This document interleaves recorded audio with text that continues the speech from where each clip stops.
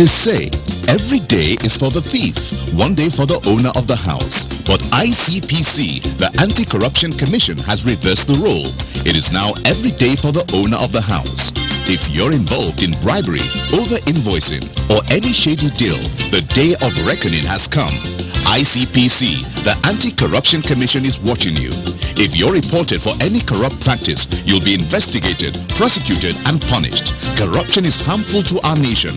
Join the campaign against it by reporting any corrupt practice to ICPC, the Anti-Corruption Commission.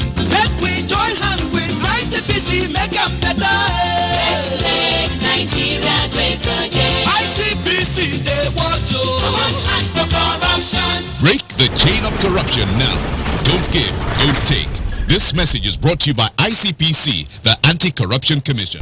Hello viewers, welcome to Corruption Must Go, ICPC's weekly television program. My name is Murna Barnabas Atiai.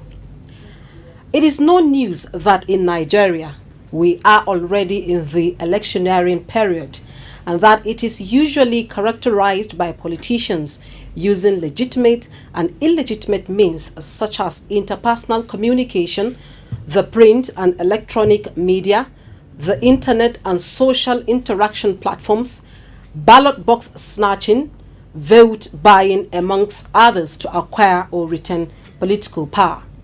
Today, we will focus on the phenomenon popularly known as vote buying. Now, what is vote buying? How is it done?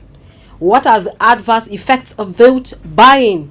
What are the steps that ICPC has taken to curtail vote buying? Also on today's edition, we will bring you drama, infographics, and the latest stories on anti-corruption. First, Joy Aja is on standby to bring you updates on happenings in the world of anti-corruption. Over to you, Joy.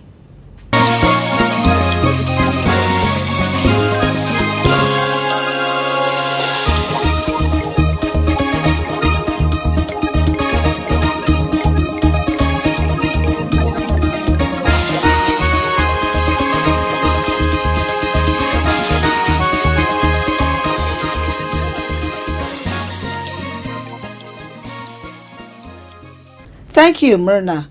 Welcome to this segment on anti-corruption stories. I am Joy Aja. The Regional Manager Africa for Immigration Enforcement, British High Commission in Abuja, Mr. B. Crosby, has described ICPC as a partner of choice to the British government. Mr. Crosby gave this commendation when he visited ICPC recently in the company of the Director of Immigration Intelligence, United Kingdom, Mr. David Pennant, and was received by the acting chairman of ICPC, Dr. Musa Usman Abubakar. Mr. Crosby was obviously referring to the numerous successes that ICPC had recorded against visa racketeering, especially for the British High Commission in Nigeria, through the arrest and successful prosecution of many offenders. We are here because you're allowing us to work with you, and we can't achieve our aims without your continued support and guidance through the Nigerian investigative process and through colleagues here who take it through the courts, because ultimately that's where the cases are aimed, is to stop the wrongdoing, these individuals who are abusing your systems. We have been very fortunate in that we have, by your consent, interviewed a number of the independent corrupt practices officers. We are looking beyond 2020 now for whether or not we're going to seek funding from our side to see how we can best put that into practice. And we've been discussing this week on what to look for from what you're after, because we know that we're doing the remodelling and refurbishment of the ICPC's own command headquarters and training facilities now for you. We are aware of the equipment. This is motor vehicles, IT equipment, air conditioning, tables, chairs, that sort of stuff that we're looking at bringing towards your side of stuff. But the next stage for us is looking at mentoring, looking at taking the training that we're delivering to your investigators and seeing where we can use some of our skill sets in mentoring and bringing their skills on, so that we can give a better product through to our colleague over there who works with the courts so that it goes through the courts. And that's what we're looking at beyond 2020, subject to the UK financial commitments. Obviously, we, like you, we have to go to the government and seek the monies for this. Speaking in the same vein, the Director of Intelligence, Mr. Pennant, commended ICPC for its efforts in curbing corruption in Nigeria and lauded the Commission for its cooperation in the UK's effort to tackle illegal migration. In his remarks, the acting chairman of ICPC, Dr. Abubakar, pledged the Commission's willingness to continue to partner with the British High Commission. We are really grateful, for this visit, and we are grateful for all you've been doing to the Commission, and we hope that the relationship will, continue. Thank you very much, and God bless.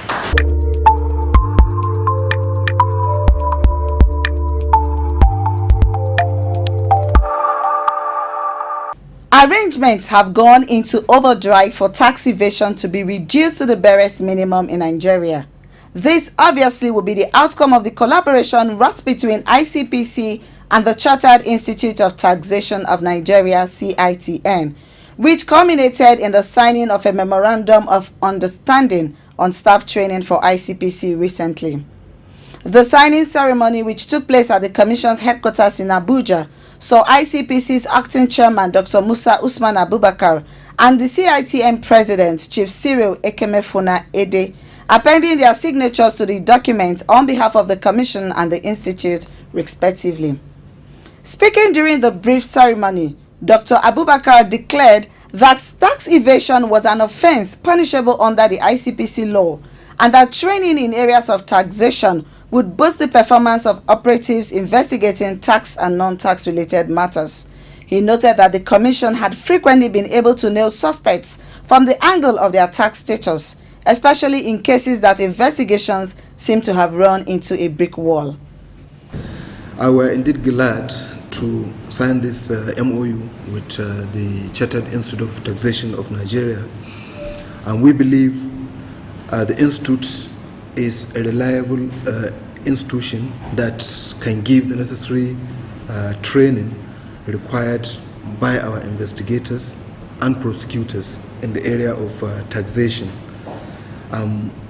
As rightly observed by the President, taxation, tax evasion is one of the offenses punishable under our laws, and is also considered a form of corruption.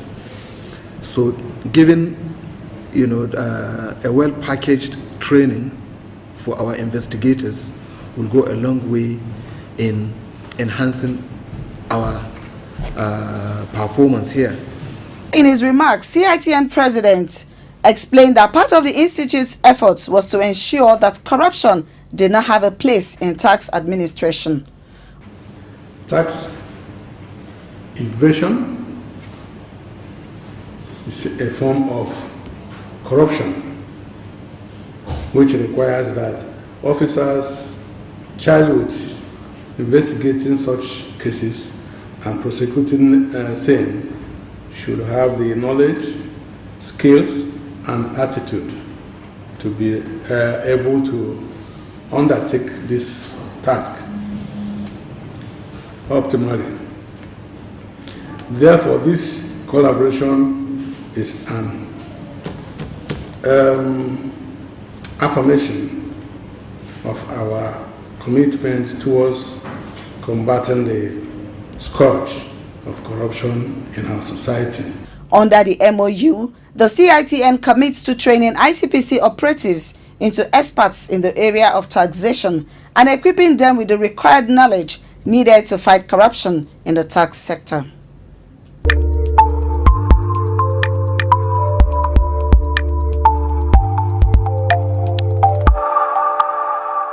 Welcome back. If you're just tuning in, this is Corruption Must Go. Now to our area of focus. What is vote buying? Vote buying refers to the giving of a material benefit to an individual voter in exchange for support at the ballot. It occurs at the various levels of political authority. Section 124, subsection 1 of the Electoral Act 2010 categorically forbids vote buying in whatever form, while subsection 2 forbids vote selling.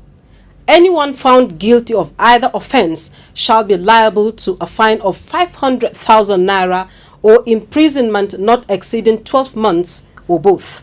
However, in spite of this law, vote buying has gradually turned into a regular phenomenon and a new industry that thrives during elections. Recently, state elections and party primaries have shown that vote buying can occur in various forms, such as through monetary or products inducement. Here, some Nigerians bear their minds on it.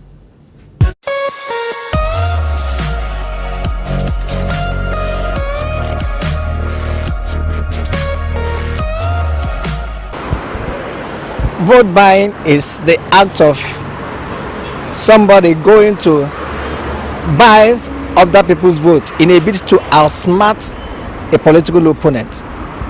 On the other side, on the side of the seller, the person wants to sell.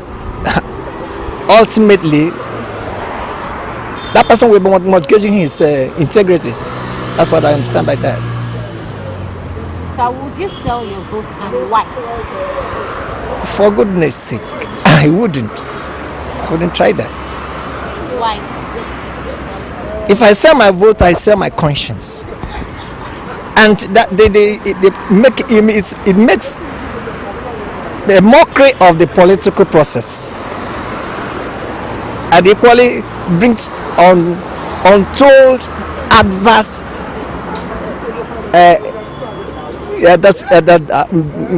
cost implication on the political system. Thank you very much. No sane person will want to sell their vote. I will not sell my vote. Why won't you? Why? Well, because I know that if I refuse to sell my vote, I would have preserved my power to choose the right person that will represent me and protect my interest in government. In other words, the long-term gain that I tend to get from having the right candidates in government will give me, a prolonged benefits rather than the temporary gain that people will get when they sell their votes.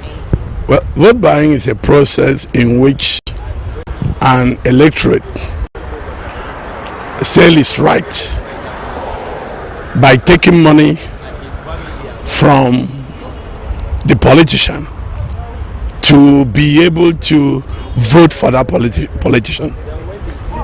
That is what I understand by vote buying. Why do you think people sell their votes? Well, people sell their votes because the politicians or the representative is unable to empower them or to develop their communities. And because of that, they feel by selling their votes, they would have taken the resources that government would have allocated to their community before the expiration of that elective position. So would you sell your vote? I won't, for no reason. I won't.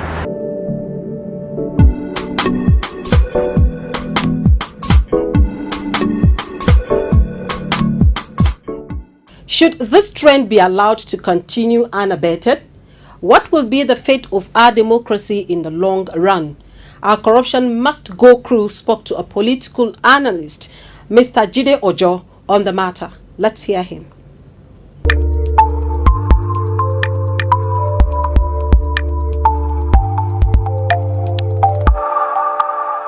Vote buying is an illegal act of trading in inducement of voters.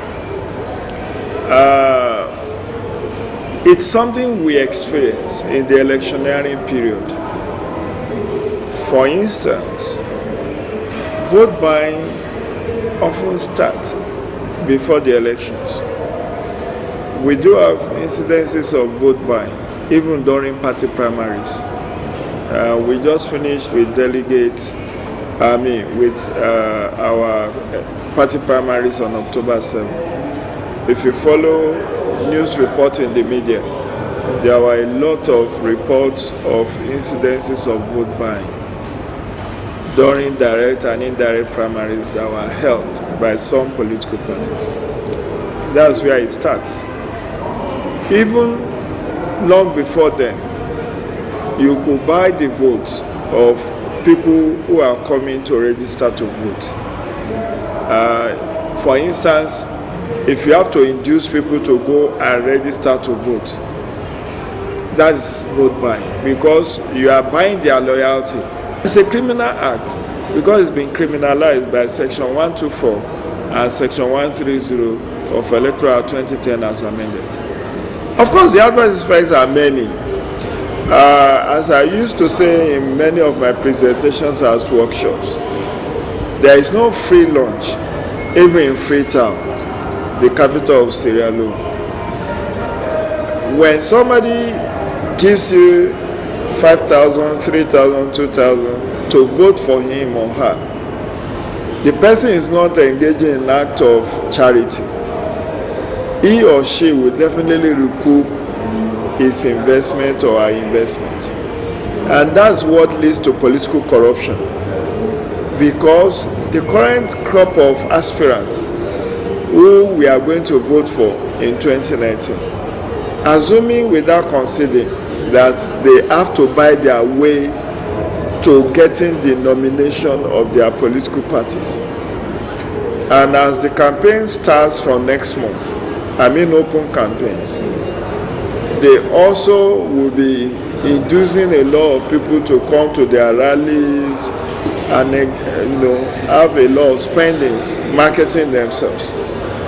What you can be rest assured will happen is that when this crop of leaders emerge and are inaugurated in May or June next year, depending on whether you are elected into executive or legislative positions. Recall that the inauguration of National Assembly, for instance, will take place in June.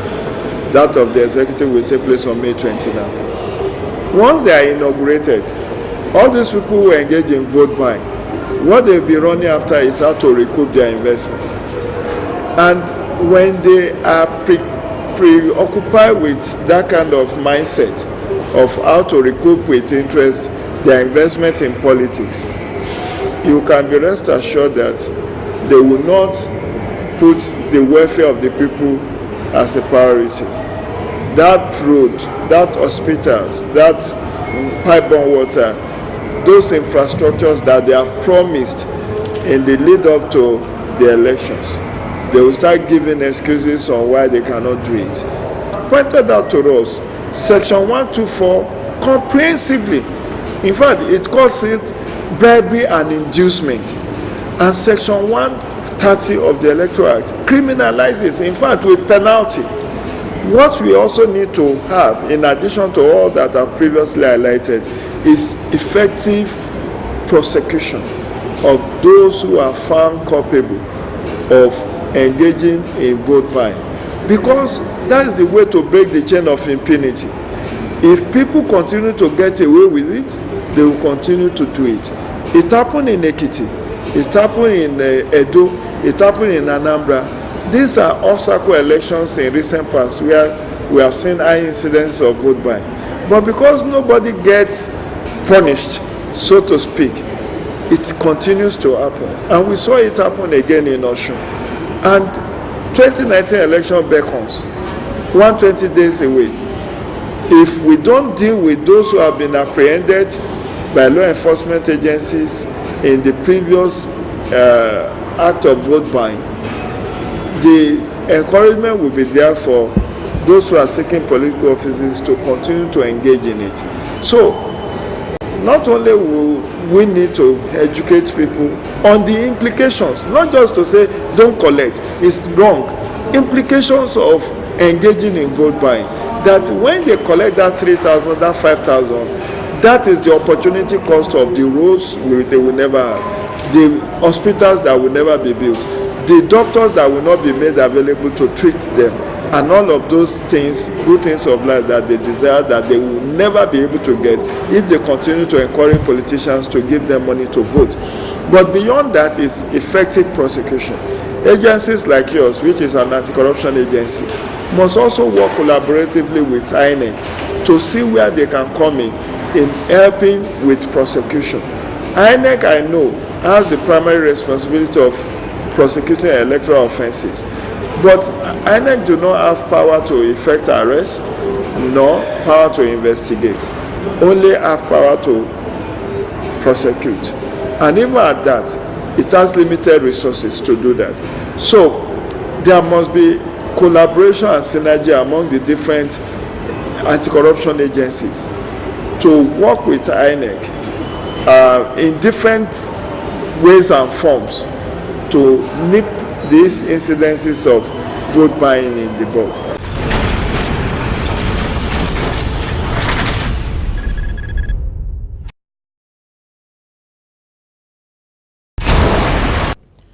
Worried by this trend and empowered by the Corrupt Practices and Other Related Offences Act 2000 to investigate and prosecute offenders of corrupt practices, including vote buying, the acting chairman of ICPC, Dr. Musa Usman Abubakar, recently paid a courtesy visit to INEC chairman, Professor Mahmoud Yakubu. The purpose of that visit was to partner INEC in ensuring this ugly trend is confronted and nipped in the bud. Vote buying is one of the corrupt practices that are prohibited under both our Act and the Electoral Act. So as I said again, the main purpose of this visit is to actually identify with what the public are concerned today. That is the issue of vote buying, and to assure the Commission here that the ICPC is ever ready to collaborate with INEC in ensuring that this particular phenomenon is either eliminated completely or reduced to the barest minimum. Thank you very much. Also, as part of efforts geared towards curbing this new trend, staff of ICPC participated as observers and monitored the recently concluded Osun State gubernatorial elections.